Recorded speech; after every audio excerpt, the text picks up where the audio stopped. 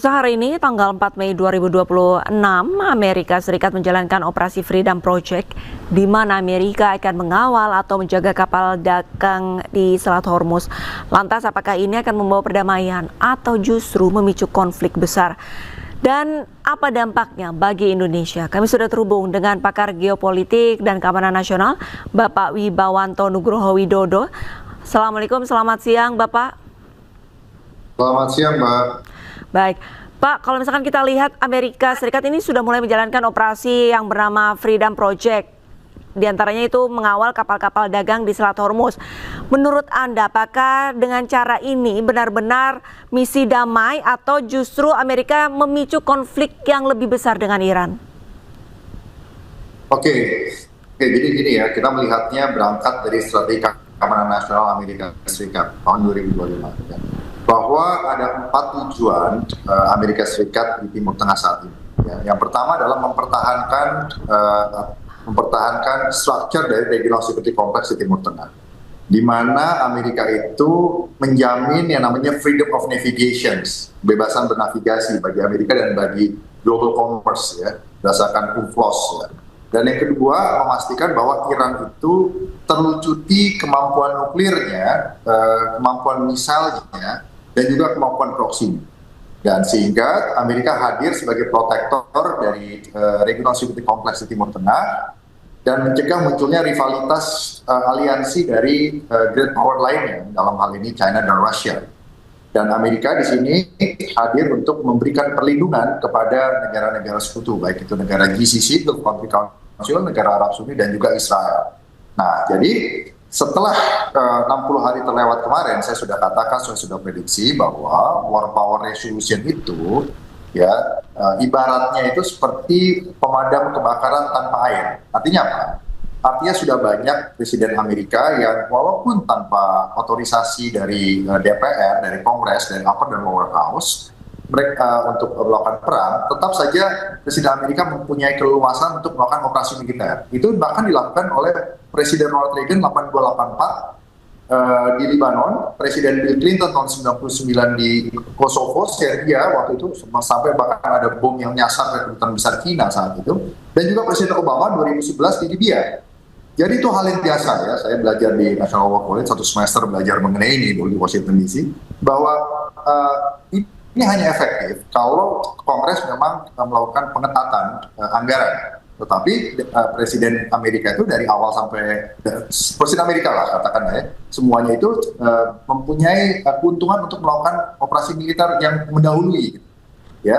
Dan ini akan diteruskan, berhenti intensity konfliknya berlanjut dengan apa yang disebut dengan special operation and low intensity conflict.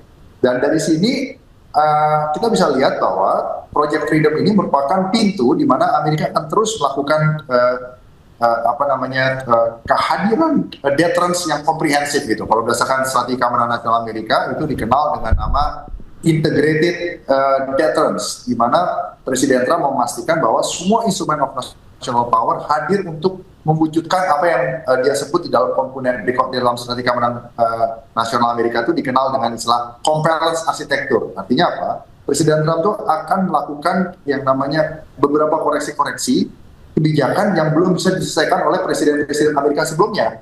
Nah, sejak tahun 79 sampai tahun 2026, isu Iran ini belum selesai. Ada perbedaan ideologis yang mendasar, salah satu senjata nuklir, di mana untuk suatu negara memiliki senjata nuklir pasca adanya non-proliferation treaty tahun 68 itu sudah hampir tidak mungkin, 0,0% kemungkinannya gitu. Ya, setelah Perang Dunia Kedua itu ada 5 negara P5 yang memiliki senjata nuklir. Setelah itu kan ada 4 lagi, Israel, Korea Utara, Pakistan, dan India. Itu merupakan kelanjutan dari Perang Dunia Kedua, gitu, residunya. Dan Iran baru mau punya nuklir lagi tahun 79, jadi sudah terlambat gitu loh. Nah, ini menjadi benturan yang fundamental. Bahkan China dan Rusia pun juga tidak mau Iran itu mempunyai senjata nuklir, hanya mau Iran itu menjadi negara yang punya kemampuan threshold, hampir menjadi senjata nuklir, supaya Amerika itu terdistract. Nah, karena Amerika ini fokusnya sekarang adalah di homeland defense-nya, di Indo-Pasifik, menghadapi China, dan juga bagaimana supaya stabilitas dunia ini bisa di-sharing bersama dengan aliansi, tidak hanya berat Amerika, dan yang keempat juga bagaimana defense industry mereka bisa maju. Itu ya. Nah, jadi saya mau menjelaskan bahwa Project Freedom ini merupakan kelanjutan operasi dari yang sebelumnya. Dan kemungkinan juga ini merupakan satu cara penekanan ya, peluang untuk Amerika melakukan yang namanya operasi khusus melawan IRGC, karena IRGC ini memang keras ya, dan IRGC ini terbentuk dari struktur konflik, karena denyut nadinya IRGC ini adalah konflik. Kalau tidak ada konflik, IRGC ini kehilangan relevansi ideologis, geopolitik di Timur Tengah, dan juga ekonomi dan bisnis ya. Jadi IRGC ini memang penjaga ideologi Iran sejak tahun 79, dan kita harus hargai perspektif masing-masing. Nah, sementara Iran sekarang mengajak untuk bernegosiasi dengan cara reciprocal, artinya satu aktor mundur, satu parti mundur, Amerika mundur satu langkah, ini mundur satu langkah gitu. Makanya mengajak negosiasi dengan bicara mengenai pelonggaran sanksi ekonomi dan militer dulu, baru nuklir nanti belakangan. Sementara Amerika nggak mau. Amerika fokus harus lucuti dulu nuklirnya, pasti misal juga tidak dibangun, dan juga proksi dilucuti, baru Amerika mau bicara dengan Iran. Nah, ini tidak ketemu gitu. Nah, makanya Amerika tetap hadir di sini untuk menunjukkan bahwa Amerika dapat hadir sebagai protektor dari order di dalam stabilitas di dalam domain maritim ya, dengan memberikan jaminan keamanan atau pengawalan terhadap global commerce di Selat Hormuz. Itu poin satu, harus kita pahami, kita lihat begitu. Sambil juga Amerika tetap melakukan aktivitas lainnya yang terlihat dan tidak kelihatan ya, untuk mencapai sasaran-sasaran yang saya sebutkan tadi. Nah, sementara Iran juga terus melawan dengan caranya Iran, gitu. Ya, salah satunya dengan melakukan blokade di Hormuz. Nah, tetapi menjaga Selat Hormuz seperti ini ya, itu bukan tanpa risiko, Mbak. Karena risiko-risiko kecil itu sering menjadi, berdasarkan sejarah ya, menjadi trigger munculnya perang besar, bahkan perang dunia gitu. Nah, di sini Iran mempunyai kemampuan asimetris di domain maritim, baik itu drone, baik itu ranjau laut, baik itu kapal-kapal cepat, sehingga nanti pada saat proses pengawalan ini, hal-hal operasional itu bisa menimbulkan risiko yang tidak diharapkan gitu. Ya, jika ada penembakan atau ada insiden yang bisa melebar. Itu ya, poin kedua ya. Nah, poin yang ketiga, ya ini harus dilihat sebagai bargaining strategis dari Iran juga kepada dunia. Bahwa ini kan masalah geopolitik ya, Mbak ya. Geopolitik. Jadi geopolitik itu dasarnya adalah interest. Interest yang dipengaruhi ideologi masing-masing. Jadi semua relatif. Dan interest itu dikemas dengan informasi. Ya, untuk melahirkan narasi, untuk mendapatkan legitimasi di tingkat global. Jadi Indonesia itu tidak boleh mengambil posisi posisi ideologis membela Iran atau Amerika. Gitu. Kita harus memahami akar dari geopolitical interest kita sebagai negara yang menjaga perdamaian stabilitas, di mana kita itu bukan negara revisionis, negara yang ikut menjaga perdamaian, bukan great power, kita middle power, dan kita ini melihat bahwa jika terjadi ancaman di Indo-Pasifik, pelebaran konflik di Indo-Pasifik itu ancaman terbesar bagi kita gitu. Dan ancaman di Timur Tengah ini juga sudah mempengaruhi kita secara ekonomi. Dan instrumen national power kita itu adalah diplomasi di dalam foreign policy, baru di backup oleh instrumen ekonomi, informasi, dan juga militer ya. Dan kita ini bukan kita ini adalah negara hedger gitu ya, negara hedger. Jadi kita harus mempunyai melakukan apa yang disebut equidistant diplomasi untuk menjaga strategi otonomi kita bahkan ke setiap negara yang berkonflik gitu ya. Ya, kita patokannya adalah kita menjaga prinsip perdamaian dan juga stabilitas dunia. Kita sebisa mungkin mentaati apa yang menjadi norma-norma internasional yang dihormati oleh PBB dan juga hukum internasional gitu. Itu basis kita di dalam berdiplomasi. Nah, karena kondisi saat ini, Mbak ya, kalau kita lihat Iran itu juga mengajak dunia itu untuk memahami perspektif mereka. Ya, kita juga bisa pahami bahwa kalau Hormuz itu terjadi konflik, yang menderita bukan hanya Iran dan Amerika, everybody will suffer, gitu. Semuanya akan menderita. Dan Iran ini mengirimkan pesan strategis kepada kita semua. Oleh karena itu, Indonesia tidak boleh melihat konflik yang ada di Hormuz ini, termasuk juga Project Freedom ini, dan semua yang terjadi ini saat ini, sebagai konflik yang jauh, gitu. Karena jika terjadi apa-apa, ini kan akan menimbulkan apa yang disebut istilahnya imported inflation gitu. Inflasi yang disebabkan karena faktor luar negeri yang menimbulkan kenaikan bahan-bahan dasar yang akhirnya rantai supply dan ujung-ujungnya menekan rupiah dan juga APBN kita gitu. Dan krisis ekonomi juga bisa muncul di negara-negara yang mempunyai fundamental ekonomi yang kurang kuat. Makanya di sini kita harus mempunyai diplomasi yang kuat, ketahanan nasional yang kuat, ketahanan energi dan ketahanan ekonomi, sehingga kita cukup kuat untuk tidak dipaksa memilih blok salah satu. Dan kita juga harus mengantisipasi bahwa konflik itu bisa melebar ke Indo-Pasifik dan bahkan bisa masuk ke wilayah Selat Malaka. Karena Selat Malaka adalah selat ke-8 ya, dari 8 selat utama, dari 8 choke point utama di dunia, setelah Bab El Mandab yang nomor 6, nomor 7 adalah Hormuz, dan nomor 8 adalah choke point ya. Totalnya ada 8 atau 9 tergantung dari mana. Itu dihitung dari terusan Panama ya. Panama, Gibraltar, Suez, ya, Bab El Mandab, dan juga ada di Turki, dan juga Hormuz dan juga Selat Malaka. Jadi kita harus melihatnya seperti itu, dan kita harus lihat cara Presiden Trump untuk menyelesaikan permasalahan ini ya. Bahwa Amerika dari tahun 79, Presiden Trump berapa kali bicara bahwa sudah melakukan berbagai pendekatan untuk memastikan bahwa Iran itu tidak memiliki senjata nuklir. Ya. Dari tahun 79 sampai tahun 90, Presiden Carter dan Ronald Reagan melakukan pendekatan-pendekatan yang disebut containment. Jadi mengkonten pengaruh Iran ya, dan pengaruh revolusi Iran di Timur Tengah. Dan masuk ke era 90-an, masuk ke era Presiden Bill Clinton sampai dengan George Bush Junior. Ya. George Bush Junior itu jadi George Bush Senior, Clinton dan George Bush Junior itu sudah melakukan tindakan-tindakan yang sifatnya lebih tegas kepada Iran karena sudah ada indikasi Iran mempunyai intensi untuk membangun senjata nuklir. Setelah itu pendekatan yang sifatnya multilateralis ya, dilakukan oleh Presiden Obama saat itu ya. Nah, sampai akhirnya Presiden Trump melihat bahwa ini tidak menyelesaikan masalah karena hanya menunda Iran untuk mempunyai senjata nuklir. Itu poinnya. Nah, akhirnya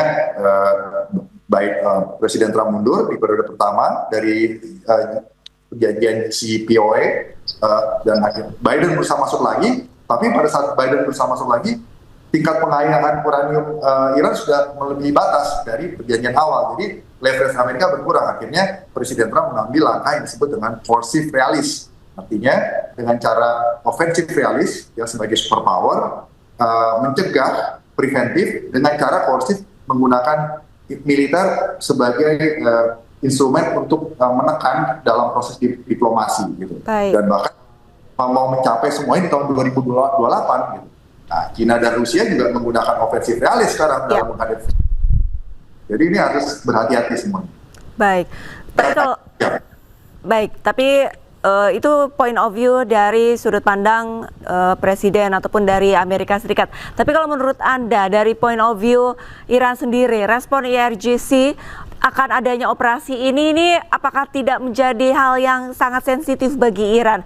Contoh kalau misalkan ada kejadian kecil di Selat Hormuz, justru malah tadi Anda sempat sampaikan bisa memicu perang besar. Nah, kalau point of view dari Iran ini, bukankah ini justru jadi seperti membuat bisa dikatakan membuat gara-gara begitu, malah membuat perpecahan kembali begitu dengan adanya proyek ini?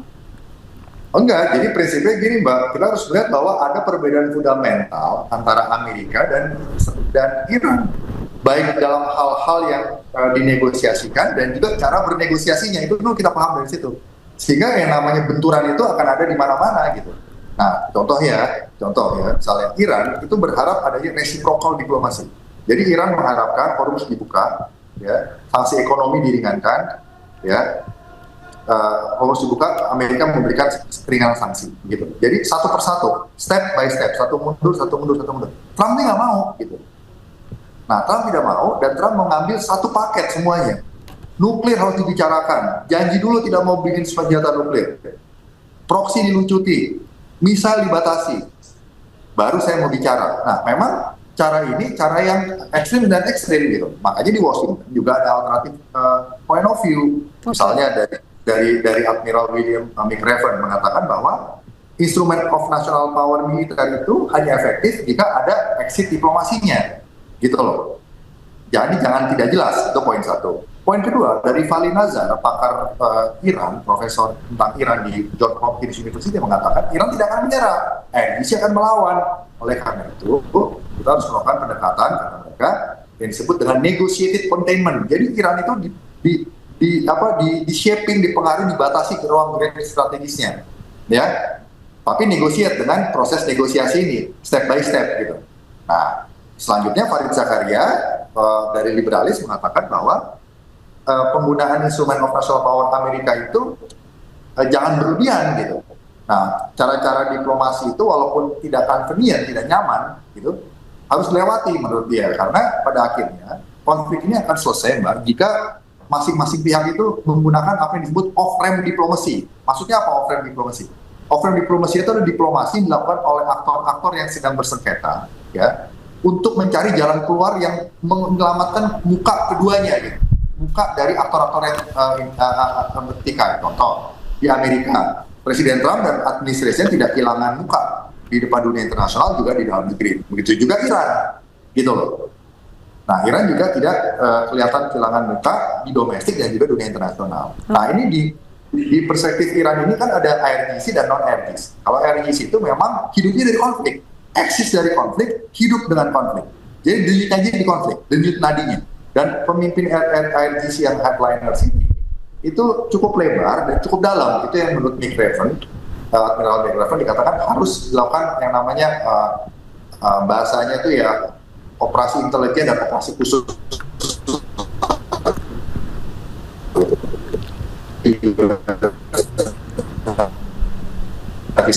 Special Operation Command dalam negeri Iran supaya akhirnya rakyat Iran memilih orientasi geopolitik yang bisa kompatibel dengan negara-negara teluk, dengan Israel, bahkan juga dengan Amerika dan juga Rusia dan China. Akhirnya keseimbangan itu ditemukan.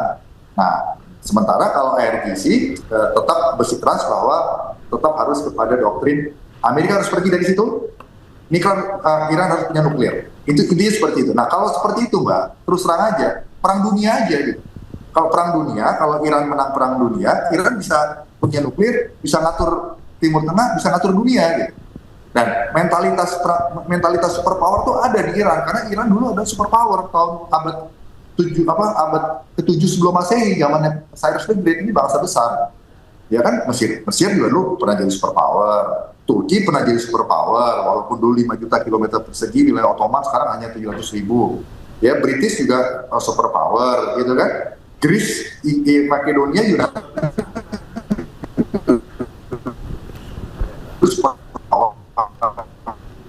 zamannya Iskandar Agung, Alexander the Great. Roman yang melihat sekarang yang jadi superpower itu adalah Amerika, ya, diikuti oleh rising China, Rusia, dan juga Prancis dan Inggris sebagai negara P5 lainnya gitu.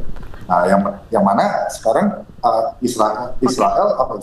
Iran harus realistis juga, Amerika juga harus realistis dan mau memoderasi perilakunya gitu. Tapi sementara ini di operasi Project Freedom ini adalah operasi yang dilakukan oleh Amerika, yang mana ini tidak bisa dipersalahkan juga oleh Presiden Amerika. Selalu kayak gini Mbak, selalu mencari untuk lolos dari Kongres gitu. Baik. Tapi Pak Wibawanto, menurut Anda dari Project Freedom ini, dampaknya untuk Indonesia sendiri, nantinya apa yang dirasakan rakyat Indonesia dalam kehidupan sehari-hari karena sudah berjalan begitu kan? Ya, pokoknya pada prinsipnya, kalau ekonomi global itu terganggu karena global commerce di dalam energi dan gas bumi cair ya, melalui Hormuz terganggu, Amerika juga akan menderita. Karena ekonomi global akan menderita. Dan Amerika ini kan negara pasar, global oriented gitu.